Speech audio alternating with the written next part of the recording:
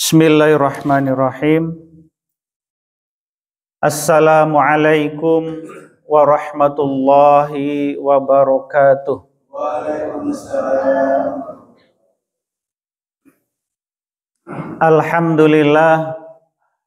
Alhamdulillahi rabbil alamin. Wa bihi nasta'inu ala umuri dunya waddin. Asyhadu an la ilaha illallah wahdahu la syarikalah wa asyhadu anna Muhammadan abduhu wa rasuluhu alladzi la nabiyya ba'dah. Allahumma sholli ala sayyidina Muhammad wa ala ali sayyidina Muhammad. Rabbi shrahli sadri wa yassirli amri wahlul 'uqdatam min lisani yafqahu qawli, amma ba'd. Hadirin wal hadirat, bapak-bapak, ibu-ibu serta anak-anakku sekalian yang dirahmati Allah insyaallah. Mari kita sama-sama memanjatkan puja dan puji syukur kehadirat Allah Subhanahu wa taala. Alhamdulillah atas izin Allah kita bisa bertemu. Saya secara pribadi berbahagia bisa bersilaturahim dengan jamaah Masjid Al-A'raf. Walaupun kita dekat Pak ya, saya kebetulan rumah di Gria Mitra. Tapi kalau Allah belum menakdirkan, ya baru kali ini saya bisa bersilaturahim dengan Bapak dan Ibu sekalian. Tentu mudah-mudahan kita berharap semoga silaturahim kita, pertemuan kita bisa menambah, meningkatkan keberkahan dalam hidup kita semuanya. Amin. Sholawat beserta salam mudah-mudahan terlimpah curah kepada junjungan kita Habibana wa Nabiyana Muhammad Sallallahu Alaihi Wasallam, juga untuk keluarganya, para sahabatnya, para tabi'in dan tabi'i tabi'in, dan mudah-mudahan sampai kepada kita semuanya hingga akhir zaman. Amin ya Allah ya Rabbal Alamin. Bapak dan Ibu yang kami hormati, sekali lagi rasa syukur yang sepatutnya, sepantasnya kita panjatkan itu adalah rasa syukur yang tanpa batas. Rasa syukur yang unlimited kalau anak-anak sekarang nyebutnya. Karena Allah telah memberikan kepada kita kenikmatan, ya. Allah telah memberikan kepada kita rizki, karunia yang tanpa batas pula. Kalau kita ditanya, Bapak dan Ibu, jujur, kira-kira seberapa banyak kenikmatan yang telah Allah berikan? Maka jawabannya adalah tak terkira, ya kan? Tak terhitung. Ya, dalam hal apapun, dalam bentuk apapun. Kalau Bapak Ibu-ibu ngitung kenikmatannya dalam bentuk materi, uang misalnya, mungkin bisa dihitung Pak ya, bisa dihitung. Tapi kalau ukuran kenikmatannya adalah dalam bentuk semua yang telah Allah berikan, maka jawabannya adalah tidak akan pernah kita mampu untuk menghitung. Maka contohnya satu saat ini yang saya rasakan adalah ketika saya bisa bersilaturahim dengan Bapak dan Ibu sekalian jamaah Masjid Al-A'raf. Saya tinggal di Posindo Pak, saya jamaah Al-Muhajirin. Mungkin suara azan dari sini juga kedengaran ke sana. Atau sebaliknya suara azan dari Al-Muhajirin juga kedengaran nyampe sini. Dan barusan juga ternyata Pak Haji Ade Dharma jamaah di sini Pak ya. Jadi beliau juga adalah Ustadz di Al-Muhajirin. Walaupun domisilinya di sini, ya, tapi beliau kami ini anggap sebagai guru kami di Al-Muhajirin, sudah lama itu ngisi imam, kemudian kajian-kajian beliau juga kami undang, dan kebetulan beliau juga adalah senior saya di Kementerian Agama gitu. Tapi beda seksi. Kalau Pak Haji Ade itu di KUA, kalau saya di sekolah ya, saya ngajar di sekolah umum, ngajar pendidikan agama. Jadi memang kesimpulannya ya, betapa Allah Subhanahu wa taala telah memberikan kenikmatan kepada kita yang tanpa batas, tak pernah terhitung. Wa in ta'uddu ni'matallahi la tuhsuha. Jadi kalau kita mencoba menghitung ya, 1, 2, 3 terus, maka kita nggak akan pernah mampu untuk menghitungnya. Baik Bapak dan Ibu sekalian, itu sedikit pengantar dari saya. Kemarin saya dihubungi panitia dan saya menyanggupi untuk hadir di sini dan menanyakan topik apa yang ingin saya sampaikan. Saya sampaikan bahwa topik yang ingin saya sampaikan adalah dengan judul penghalang cahaya ilahi. Penghalang cahaya ilahi. Cahaya ilahi, hidayah dari Allah Subhanahu wa taala. Ada satu doa yang sering kita panjatkan dalam keseharian kita sehabis sholat biasanya. Mungkin sebagian kita sudah mengamalkan. Kita sering berdoa,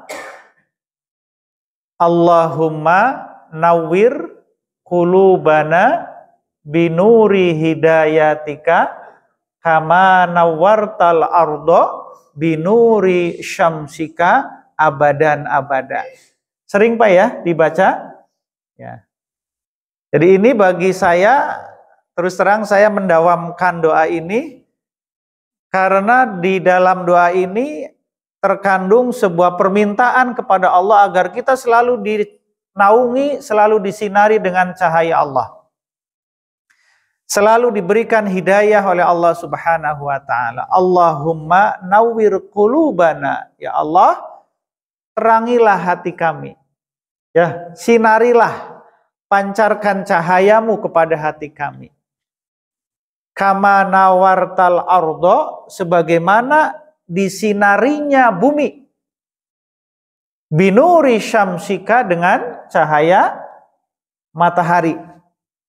Kama nawartal ardo binuri syamsika abadan abada, selamanya. Bapak dan Ibu sekalian, bisa kita bayangkan, seandainya bumi ini tidak ada matahari, tidak ada kehidupan. Ya. Seandainya matahari, jangankan tidak ada, matahari redup aja.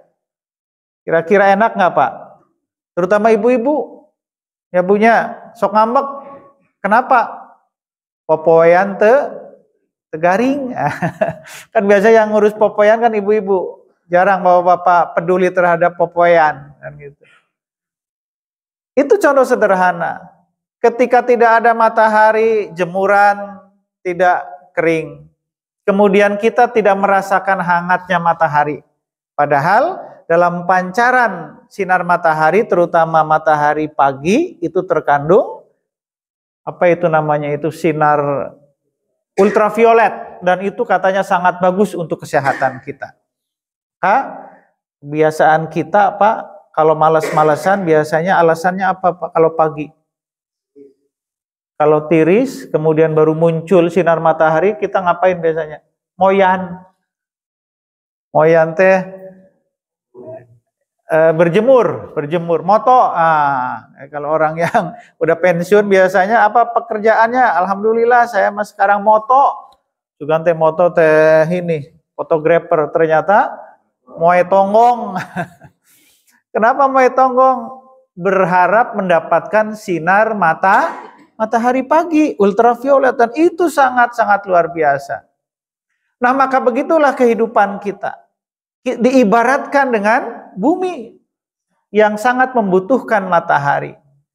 Sangat membutuhkan matahari. Maka hati kita, qulubana, adalah sangat membutuhkan pancaran sinar ilahi. sangat membutuhkan pancaran hidayah dari Allah Subhanahu wa taala. Allahumma nawwir qulubana binuri hidayatika kama nawwartal arda binuri syamsika abadan abada. Kita baca bareng-bareng Pak ya. Yang belum hafal bisa mengikuti. Bismillahirrahmanirrahim.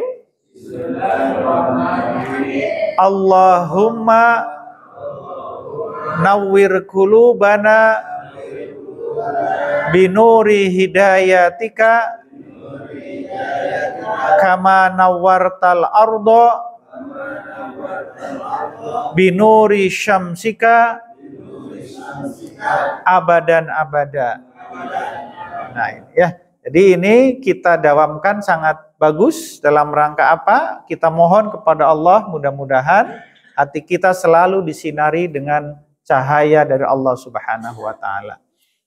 Bapak dan Ibu yang kami hormati, maka terkait dengan ini ya, para ulama ya, para guru-guru kita dalam setiap ceramahnya, tausiahnya itu sering mengatakan bahwa pancaran cahaya dari Allah Subhanahu wa taala kalau tadi diibaratkan dengan cahaya matahari, maka begitulah yang Allah berikan kepada hati kita. Ya, yang Allah berikan kepada nurani kita. Allah berikan pancaran cahaya kepada kita. Maka persoalannya ya sebagaimana yang tadi saya katakan dalam judul, ternyata ada penghalang cahaya dari Allah tersebut. Ketika sinar matahari ya bersinar kemudian kita halangi dengan sesuatu, maka kemudian sinarnya tidak akan sampai kepada kita. Kalaupun sampai, maka nanti tingkat cahayanya itu semakin berkurang. Maka begitupun Allah Subhanahu wa taala. Allah sudah menurunkan cahaya. Allah sudah menurunkan hidayah kepada kita. Tetapi kemudian dalam kehidupan kita, kitalah yang membuat batas-batas itu. Kitalah yang membuat sekat-sekat itu sehingga cahaya hidayah Allah itu tidak sampai kepada kita. Jadi itu ukuran kebaikan dan keburukan kita itu sesungguhnya adalah sejauh mana kita jauh atau dekat dengan Allah Subhanahu wa taala. Dalam Quran surah At-Tin, Pak, ini pasti sudah hafal semua. Di situ ada satu ayat yang menjelaskan tentang ada orang yang terbaik dan orang yang terburuk. Gimana Pak? Laqad khalaqnal insana fi ahsani taqwim. Ini yang terbaik. Ahsani taqwim. Kemudian yang terburuk, summa radadnahu asfala safilin. Jadi para ulama, terutama di kalangan ulama tasawuf itu menyatakan bahwa ahsani taqwim itu adalah orang yang dekat dengan Allah. Semakin dia dekat dengan Allah, maka dia adalah ahsan. Tetapi semakin dia jauh dari Allah, maka dia asfala safilin. Maka ketika kita dekat dengan Allah, ya, maka kita akan semakin merasakan cahaya Allah. Saya dekat nih dengan Bapak nih, bisa melihat dengan ini. Maka akan muncul kedekatan, ketenangan, kenyamanan. Tetapi semakin saya jauh, jangankan dapat ketenangan, melihat saja tidak. Maka sama, hidayah yang Allah berikan itu adalah ukurnya sejauh mana kita dekat atau jauh dengan Allah. Semakin kita dekat dengan Allah, maka semakin hidayah itu, cahaya Allah itu akan kita dapatkan. Padahal tiap hari Bapak sering berdoa, ihdinas siratal mustaqim. Kita minta kepada Allah, ya Allah berikan kami, tunjukkan kami jalan yang, pertanyaannya apakah Allah belum memberikan hidayah kepada kita? Apakah Allah belum menurunkan siratal mustaqim kepada kita? Maka sudah. Tetapi siratal mustaqim yang Allah berikan itu apa? Terhalang. Terhalang. Karena terhalang itu maka kemudian kita tidak bisa menangkap. Karena terhalang itu kemudian kita tidak bisa merasakan cahaya terang benderangnya sinar dari Allah Subhanahu wa taala. Ibarat Bapak dulu ingat waktu kita masih kecil Pak ya, masih pakai radio transistor Pak ya. Yang itunya diputar Pak. Gelombangnya diputar Pak ya. Pakai angka yang ada 1, 2 kan gitu. Beda dengan sekarang. Sekarang kan digital. Itu dulu kalau posisi itu ada garis merah yang sesuai dengan angka. Belum pas suaranya enak nggak Pak? Enggak, kekeresekan. Kenapa? Karena belum ngepas itunya, sinyalnya. Ya, mungkin yang masih muda-muda nggak tahu tuh dulu ada radio seperti itu. Jadi radio transistor itu ada angkanya dari 0 terus gitu. Jadi digeser itu apa indikasi merahnya. Kalau sudah pas, misal gelombangnya 100, plek 100 baru enak didengar. Tapi kalau belum, suaranya nggak enak. Nah begitu juga. Jadi sesungguhnya yang harus kita lakukan itu adalah kita harus menyambungkan gelombang kita dengan gelombang Allah Subhanahu wa taala. Ya, kalau kita sudah nyambung, sudah ngeklik, kalau kata anak-anak sekarang itu sudah chemistry katanya. Ya. Kalau sudah chemistry, sudah nyambung, ngobrolnya enak, maka udah. Ya, mudah sekali. Begitu juga kita semakin dekat dengan Allah, kita sudah nyambung, sinyal kita, gelombang kita nyambung dengan Allah, maka kemudian kita semakin mudah untuk mendapatkan cahaya dari Allah Subhanahu wa taala. Jadi tugas kita itu satu sebenarnya Pak, gampang. Kita sambungkan gelombang kehidupan kita dengan gelombang Allah Subhanahu wa taala. Itu mudah Pak ya. Kita sambungkan aja. Kalau tadi gelombang Radio Republik Indonesia misalnya berapa itu di Bandung itu? Ada yang ingat nggak Pak? Berarti kita memang sudah betul-betul nggak pernah dengerin radio Pak ya. Kalaupun dengar tapi udah nggak ini lagi karena digital, enak klik, jalan sendiri, ketemu, berhenti sorangan. Ya, misalnya angka 100 maka kita menuju ke arah situ. Maka dalam kehidupan kita itu dibatasi satu konsep besar apa? Inna lillahi wa inna ilaihi roji'un. Jadi konsep besar kita itu seperti itu sesungguhnya. Sesungguhnya kami berasal dari Allah dan akan kembali kepada Allah. Maka sinyal gelombang kita itu adalah ilahi roji'un. Semakin mendekat kepada Allah. Ya kita hidup di dunia ini sesungguhnya sedang mengadakan perjalanan, sedang mengembara. Ya, kita sedang jalan-jalan. Dan yang namanya jalan-jalan selamanya di tempat wisata enggak? Pasti enggak. Ya, pasti enggak. Yang namanya jalan-jalan pasti akan kembali ke rumah masing-masing.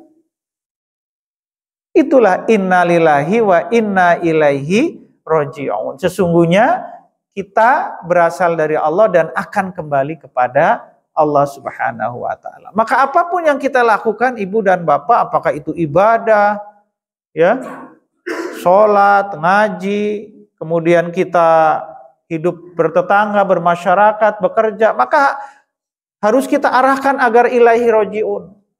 Ya, memang ada ibadah yang tidak ilahi roji'un? Ada enggak?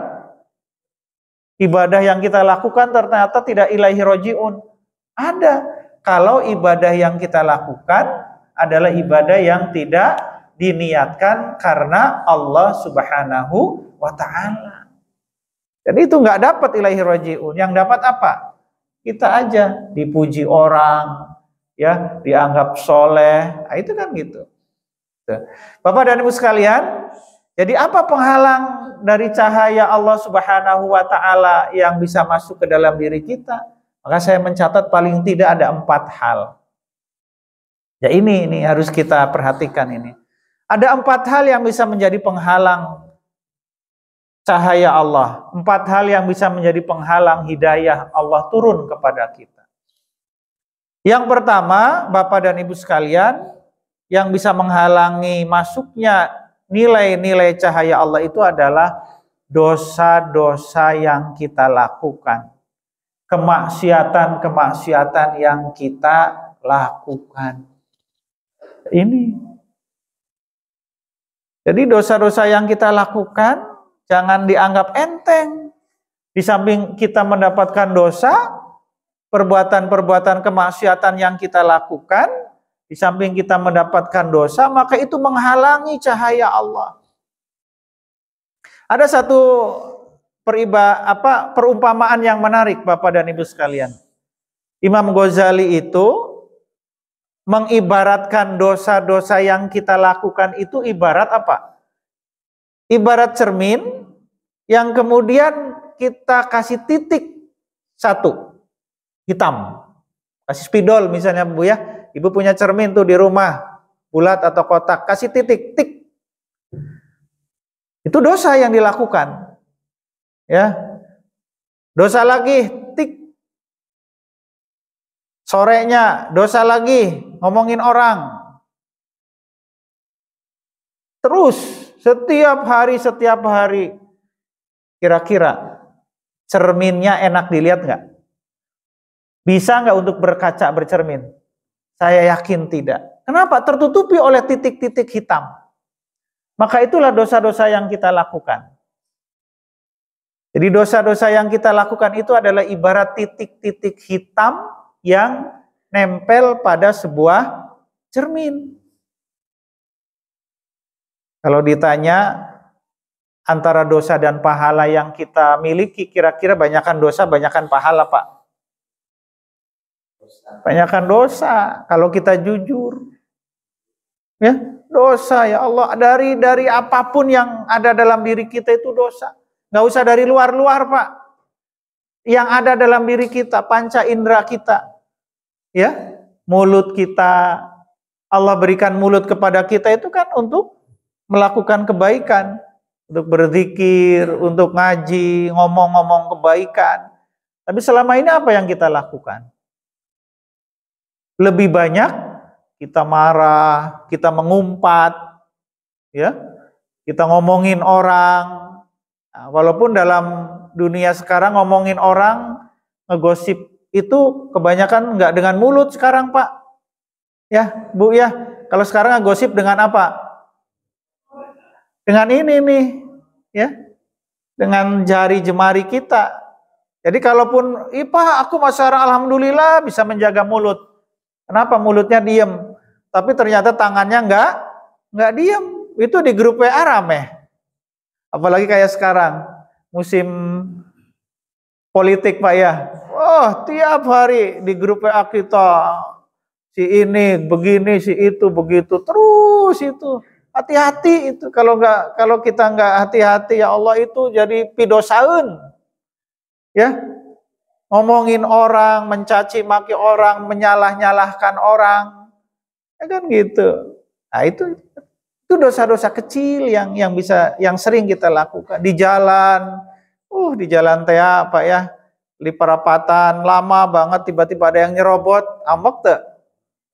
Lain ambek deh keluar kata-kata kotor kan gitu.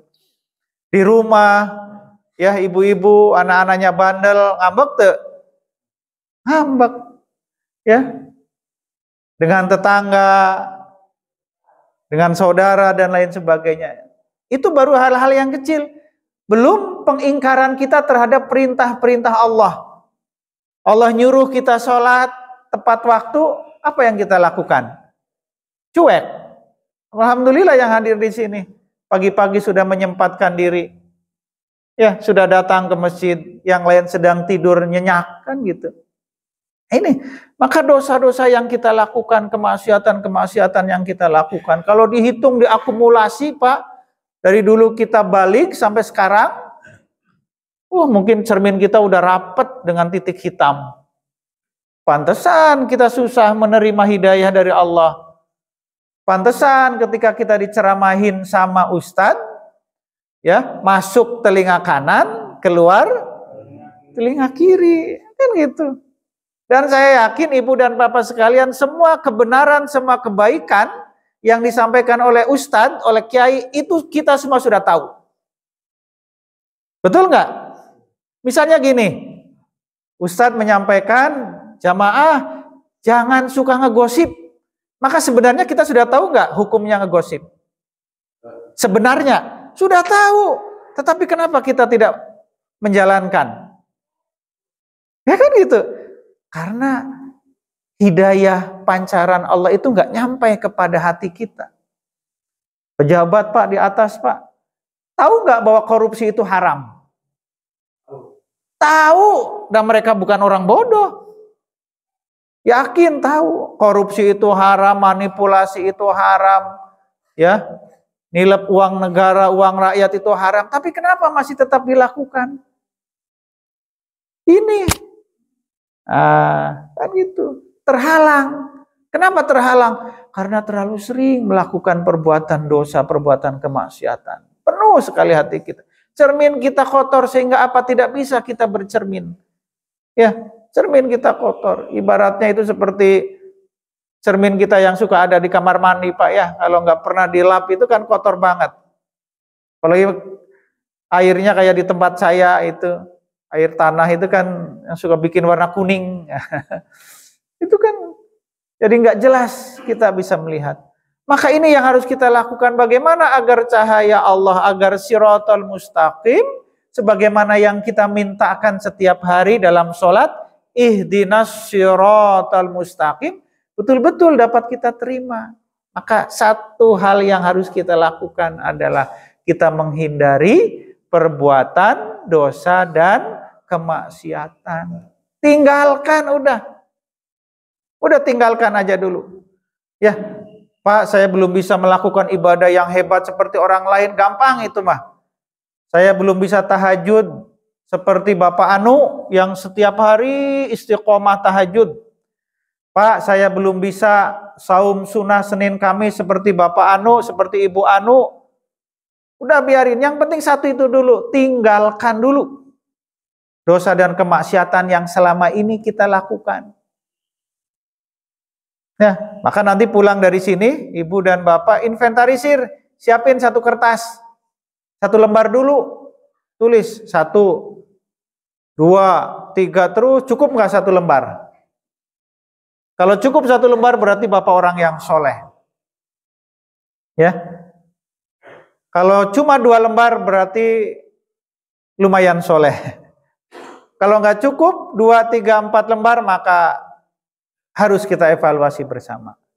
Ini, jadi harus kita hentikan dulu, kita hentikan. Ibarat gelas yang akan kita isi dengan air, dan gelas itu sudah terisi dengan air yang kotor, maka apa yang harus kita lakukan? Cuci dulu, buang dulu itu airnya. Buang dulu airnya, kosong. Baru diisi dengan air yang bening, air yang bersih. Nah ini Pak ya, jadi yang pertama, hal yang bisa menghalangi cahaya Allah, hidayah Allah yang turun kepada kita adalah dosa dan kemaksiatan. Kemudian yang kedua, apa yang bisa menghalangi? Yang kedua adalah keterikatan kita dengan duniawi.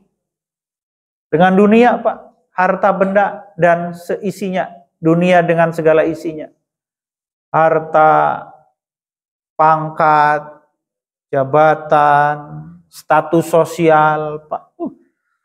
Itu kalau sudah melekat dalam jiwa kita, ya, dalam diri kita susah itu. Ya, orang bisa lakukan apapun dalam rangka apa, mendapatkan itu. Kalau sudah dapat, dia pertahankan mati-matian. Apapun ia lakukan. Sekarang ini, di zaman politik ini berapa ribu orang yang berebut kekuasaan. Anggota DPR pusat saja plus DPD itu sekitar 600-an kalau nggak salah.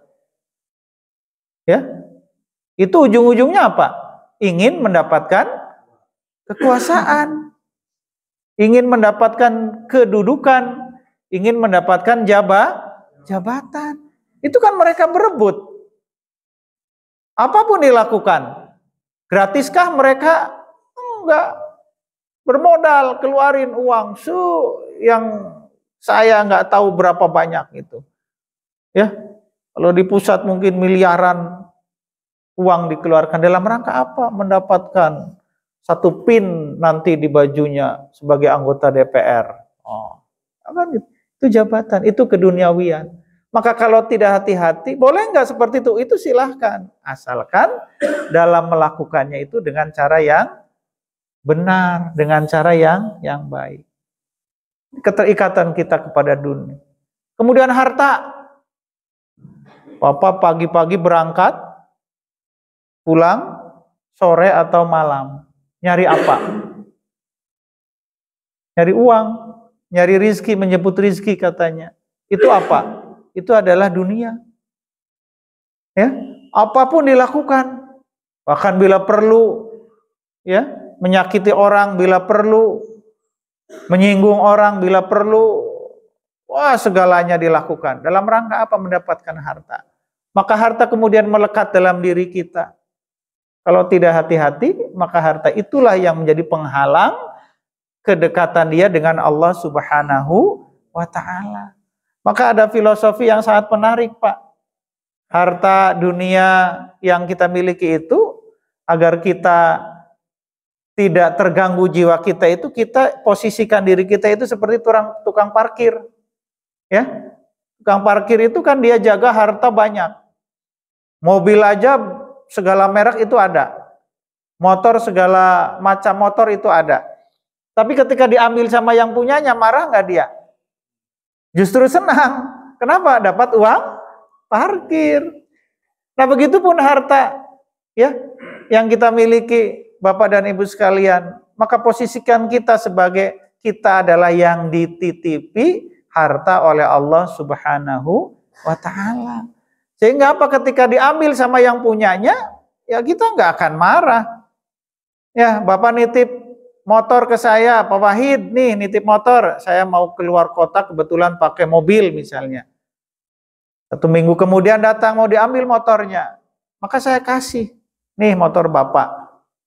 Kan gitu, nggak bisa saya menghalangi. Kenapa? Sebab motor ini adalah punya Bapak.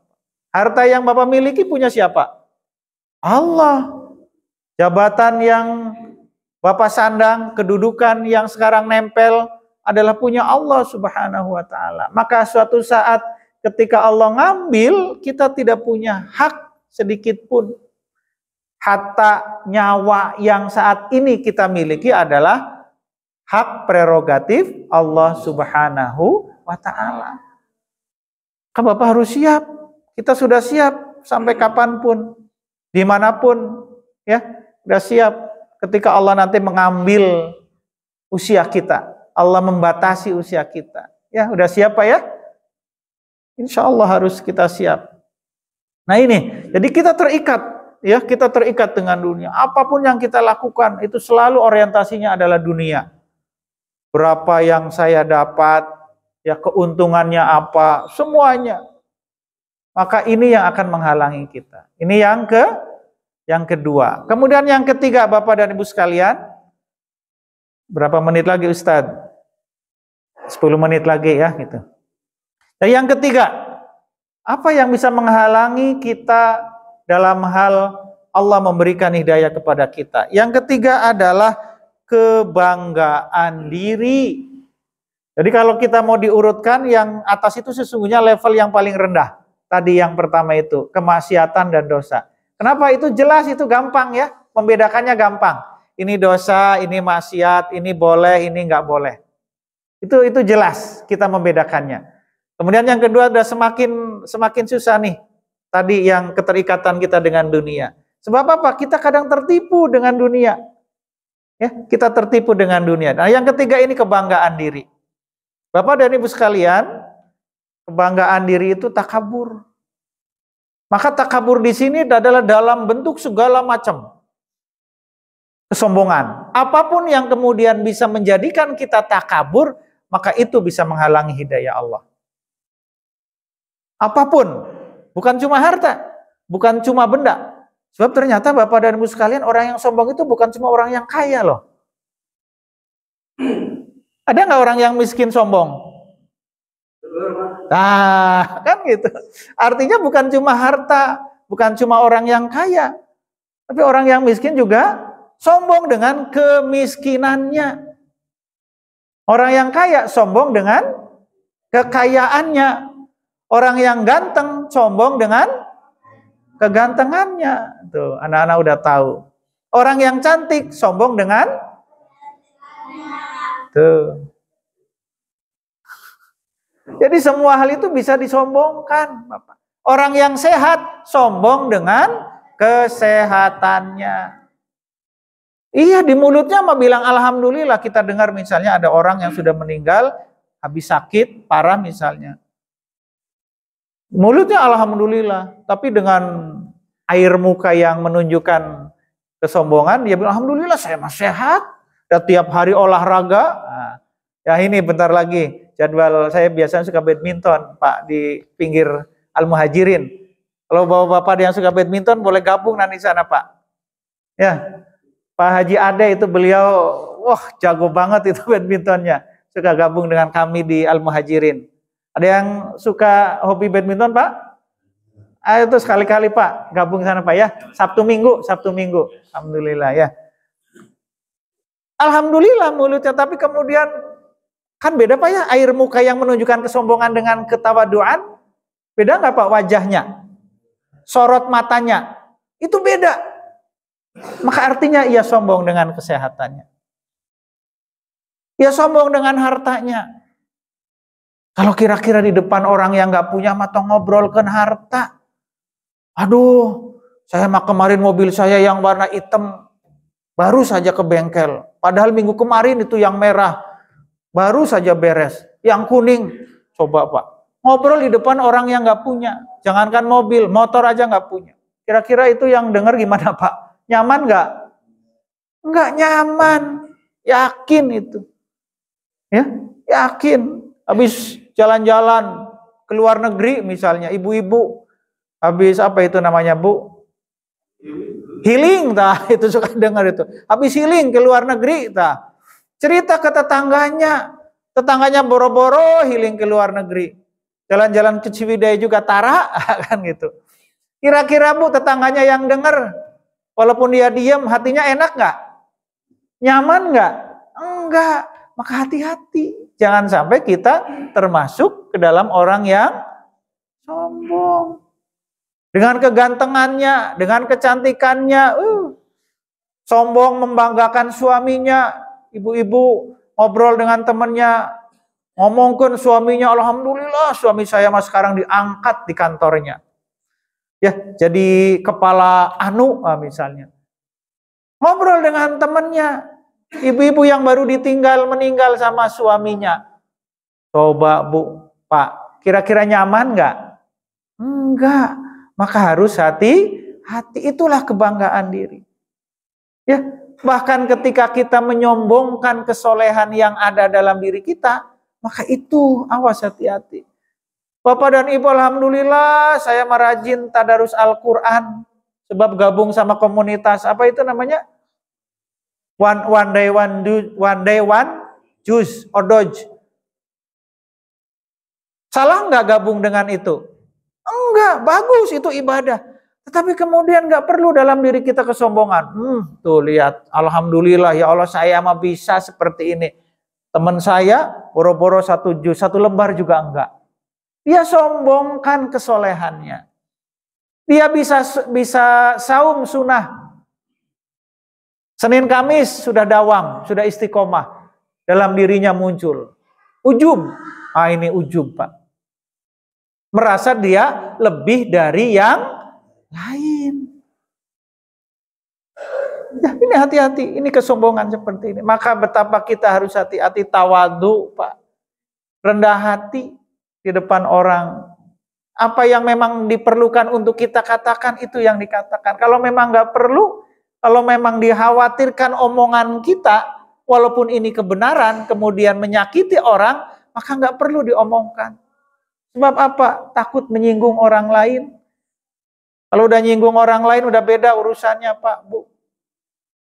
Ya, orang lain Iya, di depan kita diam, tapi kalau hatinya sudah tersinggung, kumaha lamun orang didoakan goreng, kita udah didoakan buruk, maka kesombongan, potensi kesombongan yang ada dalam diri kita melalui perbuatan kebaikan, melalui harta benda yang kita miliki yang kemudian kita sombongkan di depan orang lain, maka itu harus kita minimalisir, kita hilangkan. Terakhir, ini yang paling berat ini, yang bisa menghalangi hidayah Allah, yang bisa menghalangi cahaya Allah. Ini hanya orang-orang tertentu yang bisa mendeteksi ini. Apa yang keempat ini? Adalah salah niat dalam beribadah. Atau salah orientasi dalam beribadah. Contohnya gini, Bu. Bapak dan Ibu rajin sholat duha misalnya. Bu, kira-kira kalau rajin sholat duha, dalam pikiran ibu apa yang dibayangkan, Bu? Umumnya orang ketika rajin duha biasanya pingin apa? Dilancarkan rezeki, kan gitu Pak ya, betul ya? Umumnya seperti itu. Salah nggak? Tidak salah. Rajin banget kemanapun ibu, selama sempat, duha, selalu begitupun bapak, di rumah, di kantor. Maka Allah kemudian menakdirkan ibu dan bapak diberikan rezeki yang banyak. Selama ini duhanya baru 4 rakaat. Dalam hati ibu, Allah baik. Ya, Allah berikan rezeki yang banyak. Saya sudah duha 4 rakaat. Kayaknya kalau saya duhanya saya tambah, jadi 8 rakaat, rezekinya makin banyak nih. Besok lusa saya tambah duhanya jadi 8 rakaat. Maka sudah ada perubahan niat tuh. Dia duha karena apa? Hayang nambah harta, bukan karena Allah. Nah itu namanya ada perubahan, ada kesalahan orientasi. Ya kan itu. Allahnya sudah dipinggirin. Padahal inna sholati wa nusuki wa mahyaya wa mamati lillahi rabbil, ya kan gitu. Tetapi Allahnya sudah dinomor 2-kan. Sekarang dia sholat duha yang 8 rakaat itu bukan karena ingin dapat ridho dari Allah, tapi ingin rezekinya bertambah. Ya. Ada ustadz misalnya, ahli ibadah, ahli tahajud, Senin Kamis. Kemudian Allah berikan kemuliaan kepada dia. Allah berikan kelebihan kepada dia. Kata-katanya didengar orang. Kemudian dia merasakan dalam dirinya, terkadang apa yang terlintas dalam pikirannya, dalam hatinya kok kejadian. Apa ini mungkin yang disebut dengan karomah? Pak, udah keren, udah ngomongnya karomah. Kayaknya kalau saya makin soleh, saya makin bisa memprediksi nih, kan gitu. Maka kemudian dia tambah kesolehannya, dia tambah ibadahnya, dia tambah tahajudnya, dia tambah saumnya. Ada nggak perubahan niat dari yang pertama dengan yang kedua ini? Kalau yang pertama mah bismillah lillahi ta'ala, kalau yang kedua apa? Dia ingin mendapatkan karomah. Ingin mendapatkan kelebihan, kemuliaan, ingin mendapatkan dalam tanda petik satu keajaiban. Nah, ini yang disebut dengan kesalahan niat, kesalahan orientasi kita ibadah kepada Allah Subhanahu wa ta'ala. Maka hati-hati ini. Hati-hati. Ya. Jadi yang pertama tadi itu gampang ya untuk mendeteksinya. Yang pertama ya gampang lah kita. Nah ini levelnya kita mungkin ya. Levelnya kita semua itu adalah meninggalkan dosa dan kemaksiatan. Walaupun ini juga sangat susah. Kita cuma tahu saja ilmunya. Tapi kita susah untuk mempraktikannya. Kemudian yang kedua adalah keterikatan kita dengan duniawi. Harta, benda, pangkat, jabatan. ya yang selama ini kita kejar-kejar. Kemudian yang ketiga ada terkait dengan kebanggaan diri, kesombongan diri, itu juga menghalangi kita dari cahaya Allah. Dan yang keempat adalah kesalahan niat orientasi kita dalam beribadah kepada Allah Subhanahu wa ta'ala. Jadi ini Pak ya, ini empat hal. Kalau memang kita komitmen ihdinas siratal mustaqim, Allah sudah berikan hidayahnya. Allah berikan petunjuknya. Allah turunkan Al-Quran yang 30 juz, itu adalah hidayah. Allah berikan kita umat manusia ini nabi, itu adalah hidayah. Cuma mau nggak kita menerima hidayah kepada Allah? Ya, Bapak dan Ibu sekalian, dulu ketika Rasul masih hidup, paman-paman beliau Abu Jahal, Abu Lahab, itu sesungguhnya tahu kebenaran itu. Ya, tahu kebenaran bahwa Muhammad itu baik, Muhammad itu benar. Tetapi mau nggak, menerima nggak? Enggak. Kenapa? Ini. Ya, jadi mudah-mudahan dengan memperhatikan 4 hal ini, kita semua bisa terus memperbaiki diri kita.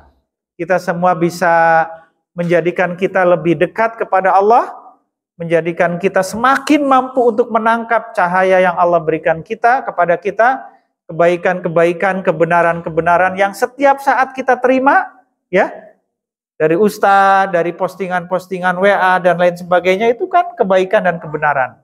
Setiap hari berseliweran, ya, konten-konten dakwah dalam media sosial kita. Cuma satu masalahnya, kita belum bisa untuk mengamalkannya. Nah, mudah-mudahan dengan semakin terbukanya hati kita, yang membuka adalah Allah Subhanahu wa ta'ala, maka kita akan semakin mampu untuk mengamalkan kebaikan, kebenaran, ilmu agama yang kita miliki. Barangkali itu Ustadz yang disampaikan. Bismillahirrahmanirrahim. Atas pemaparan mengenai penghalang cahaya tadi, apa aja yang bisa menghalangi cahaya kita, saya sampaikan ada 4. Untuk itu, saat sesi yang berikutnya yaitu tanya jawab. Tapi karena dengan kondisi yang saya akan kesempatan 1 orang bertanya. Enggak, para bapak ibu yang mau bertanya cuma 1 pertanyaan aja yang sebenarnya. Upami aya. Oh aya. Tong nu hese-hese banyak bisa teka jawab ku abdi. Assalamualaikum warahmatullahi wabarakatuh. Waalaikumsalam warahmatullahi wabarakatuh. Waktunya, Ustaz, jadi jelas dipaparkan bahwa hidayah itu harus kita upayakan, kita usahakan seperti itu. Tidak dapat penghalang datangnya cahaya ilahi terhadap diri kita. Yang ingin saya tanyakan, Pak Ustaz, apa bedanya hidayah itu turun kepada kita sebagai seorang muslim dengan hidayah turun kepada non-muslim? Manakala orang tidak begitu mengenal apa itu Islam, tapi dia bisa masuk Islam dan kita menyebutkan bahwa dia mendapatkan hidayah. Itu saja pertanyaan Ustaz. Terima kasih. Assalamualaikum warahmatullahi wabarakatuh. Waalaikumsalam warahmatullahi wabarakatuh. Hatur nuhun Bapak ini. Jadi memang sesungguhnya yang kita upayakan itu adalah, ini yang pertama tadi adalah kita mencoba untuk menyingkap penghalang-penghalang hidayah tadi. Jadi Allah Subhanahu wa ta'ala sudah menurunkan hidayah, dan hidayahnya itu terhalang. Terhalang oleh dosa dan maksiat, terhalang oleh kecintaan, keterikatan kita dengan dunia, terhalang oleh kesombongan, kebanggaan diri, dan terhalang oleh kesalahan kita dalam niat dan orientasi ibadah. Maka yang harus kita lakukan setelah kita menjadi seorang muslim mukmin adalah kita menghilangkan itu. Hijab-hijab itu kemudian kita keluarkan, kita buang, maka kemudian hidayah itu akan sampai kepada kita. Ini yang pertama. Kemudian yang kedua, memang betul bahwa bahwa dulu ketika zaman Rasul Itu Rasul kan punya seorang sahabat Pak ya, punya paman yang sangat luar biasa melindungi dan mendukung dakwah Rasul. Masih ingat Pak? Yaitu bapaknya Ali, yaitu yang bernama Abu Thalib. Kurang apa Abu Thalib Pak? Ketika orang-orang kafir Quraisy Mekah ketika itu menghina, mencaci, bahkan mencelakai Rasul, Abu Thalib pasang dada, dia membela. Tetapi kemudian Allah menakdirkan beliau Abu Thalib dalam keadaan belum beriman kepada Allah Subhanahu wa taala. Maka kemudian para ulama dalam banyak pandangan, dalam banyak hal yang pernah saya baca adalah menyatakan bahwa karena memang Allah Subhanahu wa taala terkait dengan Islam, beriman atau tidak berimannya seorang hamba itu, ini adalah hak prerogatif Allah Subhanahu wa taala.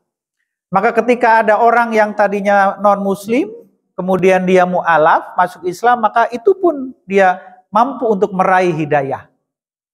Maka Bapak dan Ibu sekalian, walaupun hidayahnya itu sudah ada tadi, kemudian kita sudah bisa menghilangkan penghalang-penghalang tadi, tetapi tetap yang mampu memberikan, menyampaikan, menyambungkan hidayah, mengkoneksikan hidayah dengan kita itu adalah Allah Subhanahu wa taala. Maka doanya itu tadi, ya Allah, kalau bahasa kita, saya tahu ya Allah bahwa Engkau sudah menurunkan hidayah, tapi tolong ya Allah, hidayahnya itu Engkau sambungkan dengan kami. Nah kan gitu. Maka ada doa satu lagi selain tadi yang Allahumma nawir qulubana binuri hidayatika kama nawartal ardo binuri syamsika abadan abada. Ada satu lagi, ya muqallibal qulub tsabbit qalbi ala dinika wa ala ta'atika. Kan gitu. Minta kepada Allah yang membolak-balikan hati agar kita tetap dalam ketaatan dalam agama Allah Subhanahu wa taala. Jadi sesungguhnya kita harus yakin bahwa apapun itu adalah Allah yang memberikan. Bahwa Allah adalah iradah, Allah yang menghendaki, Allah yang berkuasa apapun. Maka permintaan kita kepada Allah itu yang menjadi kunci. Kedekatan kita kepada Allah itu yang menjadi kunci. Kalau kita semakin dekat dengan seseorang, maka semakin mudah kita mendapatkan fasilitas. Bapak dekat dengan Bupati, Pak. Ya, WA aja Pak Bupati, nanti saya mau datang, langsung nyampe kantor Bupati, ajudannya udah dikasih tahu nanti akan datang teman saya nih, si A, langsung gitu. Tapi kalau yang tidak dikenal, harus ini dulu, ada aja alasan, ya nunggu sedang ada rapat dan sebagainya. Maka yang harus kita lakukan adalah kita semakin dekat dengan kepada Allah. Bahkan jangan pernah kita menyangka bahwa seandainya nanti kita masuk surga adalah karena prestasi ibadah kita. Tetapi yakinlah seandainya Allah nanti menakdirkan kita masuk surga bukan karena prestasi ibadah kita, bukan karena tabungan pahala kita, tetapi karena memang Allah yang menghendaki, karena rahmat dari Allah Subhanahu wa taala. Jadi itu Bapak yang bisa saya jawab. Mohon maaf jika jawabannya kurang pas atau kurang memuaskan, kita sama-sama belajar. Itu Ustadz barangkali yang disampaikan. Terima kasih Ustadz atas jawabannya. Mudah-mudahan kita semua juga di sini bisa mengerti apa yang disampaikan oleh Ustadz sehingga bisa kita teruskan dari kehidupan sehari-hari. Alhamdulillah, acara kita sampai ke ujung, yaitu pembacaan doa sama-sama. Bapak dan Ibu sekalian, mari kita akhiri pengajian kita hari ini dengan bersama-sama berdoa kepada Allah. Semoga apa yang kita lakukan hari ini oleh Allah dicatat sebagai amal soleh yang diridhoi oleh Allah Subhanahu wa taala. Allah selalu memberikan petunjuk kepada kita dan kita mampu untuk menangkap petunjuk-petunjuk yang Allah berikan. Allahumma sholli wa sallim wa barik amin ya Allah ya rabbal alamin. Hamdan syakirin hamdan na'imin, hamdan yuafi ni'amahu wa yukafi'u mazidah. Ya Rabbana lakal hamdu kama yanbaghi li jalali wajhikal karim wa 'azimi sultanik.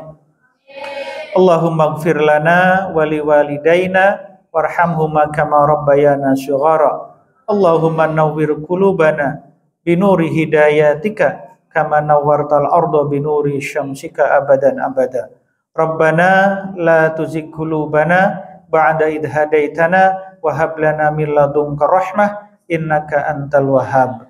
Rabbana atina fid dunya hasanah wa fil akhirati hasanah wa qina adzabannar. Subhana rabbika rabbil izzati amma yasifun wa salamun alal mursalin walhamdulillahi rabbil alamin. Mohon maaf jika ada kata-kata yang kurang berkenan. Assalamualaikum warahmatullahi wabarakatuh.